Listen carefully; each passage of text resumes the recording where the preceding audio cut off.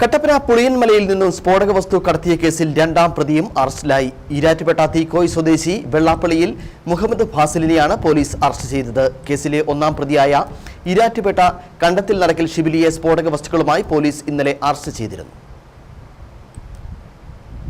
കട്ടപ്പന പുളിയൻമലയ്ക്ക് സമീപം വാഹന പരിശോധനയ്ക്കിടയിലാണ് ജീപ്പിൽ കടത്തിയ സ്ഫോടക വസ്തുക്കൾ പിടികൂടിയത്. 300 ഇലക്ട്രിക് ഡിറ്റനേറ്ററുകളും 200 ജലാറ്റിൻ സ്റ്റിക്കുകളുമാണ് ജീപ്പിലുണ്ടായിരുന്നത്. മാരക സ്ഫോടനശേഷിയുള്ള വസ്തുക്കളാണ് പിടികൂടിയത്. അനധികൃത പാറമടയിലേക്ക് കൊണ്ടുപോയ സ്ഫോടക വസ്തുക്കളാണ് ഇതെന്ന് പിടിയിലായ ആൾ പറഞ്ഞത്. വണ്ടമേട് പോലീസ് നടത്തിയ വാഹന പരിശോധനയ്ക്കിടയിലാണ് ഇയാൾ കുടുങ്ങിയത്. കർണാടകയിൽ നിന്നും ഈരാറ്റുപേട്ടയിൽ എത്തിച്ച ശേഷം ഇടുക്കിയിൽ അനധികൃതമായി പ്രവർത്തിക്കുന്ന പാറമടകളിൽ സ്ഫോടക വസ്തുക്കൾ സ്ഥിരമായി വിതരണം ചെയ്യുന്ന ആളാണ് പിടിയിലായത്. പോലീസ് നടത്തിയ ചോദ്യം ചെയ്യലിൽ മുഹമ്മദ് ഫാസിലാണ് പ്രധാന കണ്ണിയെന്ന് മനസ്സിലാവുകയും ഇയാളെ ഈരാറ്റുപേട്ടയിൽ എത്തി പോലീസ് അറസ്റ്റ് ചെയ്യുകയായിരുന്നു. അറസ്റ്റിലായ പ്രതികളെ ഇന്ന് കോടതിയിൽ ഹാജരാക്കും. Idukki vision news, Kattappana.